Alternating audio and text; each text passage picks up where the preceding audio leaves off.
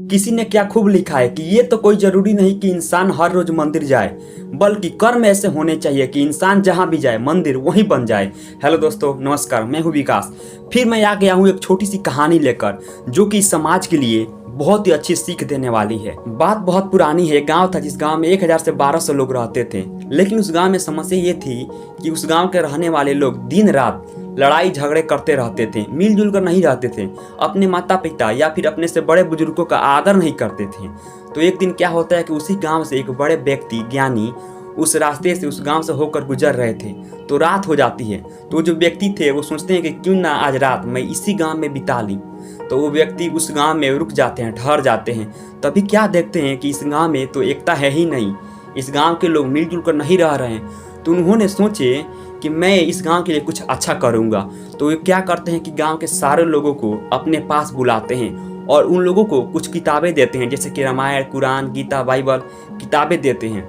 और वो जो व्यक्ति थे वो गांव वालों से बोलते हैं कि ये किताबें बहुत अच्छी है, इसमें जो भी बातें लिखी हैं आप लोग पढ़िएगा, और जिसे पढ़ने नहीं आता है वो किसी पढ़ने वाले व्यक्ति के पास बैठकर इन सारे बातों को सुनेगा। ऐसा बोलकर वो सुबह चले जाते हैं। उसके अगले ही दिन उस गांव के सारे लोग उस किताब को पढ़ने लगते हैं। जिसे पढ़ने नहीं आता वो किसी व्यक्ति के पास बैठकर सुनने लगता है। उसमें जो भी बातें लिखी थी वो सारी बातें इन सारे गांव वालों को बहुत अच्छी लगती है, और इन लोगों को, इन सारे गांव लोगों को उस किताब से इतना प्यार हो जाता है कि उस किताब को पढ़ने के बाद अच्छी से बांध कर उसे एक जगह रख देते हैं, और उस किताब को सारे लोग पूजा पाठ करने लगते हैं। कहीं भी जाते हैं कोई काम के लिए तो उस किताब को पूजा करते फिर जाते हैं। हम आपको बता दें कि आज भी उन सारे किताबों की पूजा की जाती है, उन्हें बहुत इज्जत दिया जाता है। फिर आते हैं अपनी कहानी पे। तो क्या होता है कि सारे लोग जो थे उस किताब को तो पढ़ लिए थे, सुन लिए थे, लेकिन फिर भी उस गांव का हाल वही था। डेली के डेली लड़ाई झगड़ा करना, बड़ों का इज्जत ना करना, वही हाल था। लेकिन क्यों? सबसे इम्पोर्टेंट बात यह है, वो जो सारे लोग थे किताब को तो पढ़ लिए थे, लेकिन जो सबसे ज़रूरी बात होता है, वो जो किताब पढ़े थे उसका जो जानकारी है अपने अंदर उससे नहीं उतारे थे।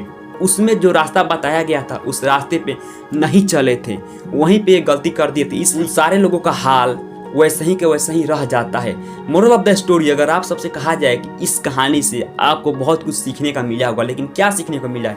जैसे कि जो हम सब किताब पढ़ते हैं, किताब पढ़ लेते हैं, लेकिन उससे भी बहुत ही इम्पोर्टेंट बात है जो कि उस कहानी को हम लोग पढ़ते हैं, उस किताब को पढ़ते हैं, लेकिन उस बात में जो भी बताई हुई बातें रहती है उसे हम अपनी अंदर नहीं उतार पाते, इसलिए हमें ज्ञान नहीं होता है, और हम जहाँ रहते हैं कि वहीं के वहीं रह जाते हैं। इसलिए जितना किताब का योगदान होता है उससे जरूरी योगदान होता है कि उस बातें जो उस किताब में लिखी है उसे अपने अंदर उतारे, उसमें बताए हुए रास्ते पर चले, तब मुझे बहुत सारा प्रॉफिट मिले। इसके बाद आप सब किसी भी क्षेत्र में, किसी भी लाइन में बहुत आगे तक जा सकते हैं, क्योंकि आप लोगों ने तो किताब पढ़ते हैं लेकिन उससे मन में नहीं उतारते, उससे अपने कर्मों में नहीं ढालते, इसलिए हर कोई पीछे रह जाता है।